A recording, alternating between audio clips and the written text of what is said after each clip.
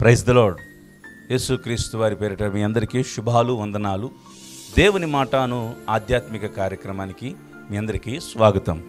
రండి, పరిశుద్ధ గ్రంథంలో నుంచి నేటికాల వాక్యాన్ని ధ్యానం చేసుకుందాం. రూతు గ్రంథము 2వ అధ్యాయము 12వ వచనం. ఇశ్రాయేలీయుల దేవుడైన యెహోవా రెక్కల క్రింద సురక్షితముగా నుండునట్లు నీవు వచ్చితివి. ఇక్కడ రూతును గురించి బోయాజు మాట్లాడుతూ అంటున్నారు, ఇశ్రాయేలీయుల దేవుడైన యెహోవా రెక్కల క్రింద నీవు సురక్షితముగా నుండుటకు వచ్చితివి. దేవుని బిడ్డలారా, దేవుని యొక్క రెక్కల క్రింద మనము సురక్షితంగా బ్రతకగలుగుతాం. దేవుని యొక్క రెక్కల క్రింద మనము నెమ్మదిగా బ్రతకగలుగుతాం. అందుకని సామెతల గ్రంథము 29వ అధ్యాయము 25వ వచనాన్ని మనం ఒకసారి ధ్యానం చేసుకున్నట్లయితే, యెహోవా యందు నమ్మిక ఉంచువాడు సురక్షితముగా నుండును. దేవుని బిడ్డలారా, ఈ రోజున ప్రమాదాలు ఎక్కడైనా సరే పొంచి ఉన్న సందర్భాలు, ఎక్కడైనా ఇబ్బందికరమైన పరిస్థితులలో పయనిస్తూ బ్రతుకుతున్న మనం యెహోవా రెక్కల క్రింద సురక్షితము, నెమ్మదిగా బ్రతకగలుగుతామని దేవుని వాక్యం సెలవిస్తూ ఉంది. నిజమే, ఎవరిని ఆశ్రయించినా, ఎవరి రెక్కల నీడకు వెళ్ళినా సరే మనకు నిరాశే, నిస్పృహలే ఎదురయ్యే పరిస్థితులు, శ్రమలు, దుఃఖాలు, వేదనలు మనల్ని వెంబడిస్తున్న ఈ వేళ రూతు ఒంటరిగా ఉన్న ఆ సమయంలో ఇదిగో యెహోవా రెక్కల క్రింద సురక్షితముగా నుండుటకు వచ్చినదని బోయాజు సెలవిచ్చినట్లుగా ఈరోజున మనము కూడా నెమ్మదిగా ఉండునట్లుగా, ఈరోజు మనము కూడా సురక్షితముగా ఉండునట్లుగా దేవుని రెక్కల క్రిందకు రావాలి. ఆయన యందు నమ్మిక ఉంచువాడు సురక్షితముగా ఉంటాడు. అంటే ప్రమాదాల విషయంలో కానీ కలవరపడడని, కంగారు పడడని, భయపడడని దేవుని లేఖనాలు సెలవిస్తూ ఉన్నాయి. కాబట్టి దేవునిలో సురక్షితముగా బ్రతకగలిగే ధైర్యాన్ని ప్రభు ద్వారా మనం పొందుకొనగలుగుతాం.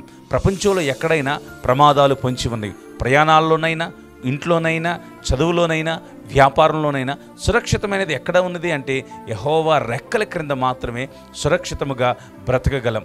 కాబట్టి దేవుని బిడ్డలారా, సురక్షితముగా మనము బ్రతకాలి అంటే దేవునిలో ఉండటానికి, దేవుని రెక్కల క్రింద ఉండటానికి మనము ఇష్టపడు వారమై ఉండాలి. అందుకనే మనుషులను ఆశ్రయించుట కంటే యెహోవాను ఆశ్రయించుట, లేకపోతే ఆయనను నమ్ముకొనుట మనకు ధన్యకరము, మేలుకరము. కనుక మనుషులను కాక దేవుని రెక్కల క్రిందకు రండి.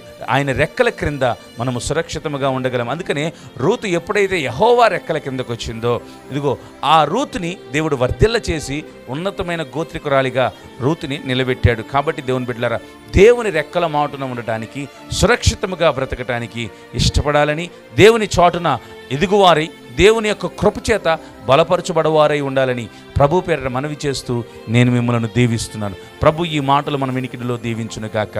ఆమెన్. రండి, చిన్న ప్రార్థన చేసుకుందాం. కృపగలిగిన మా తండ్రి, దయగల ప్రభు, నీ పరిశుద్ధమైన పాదాలకు వందనాలు.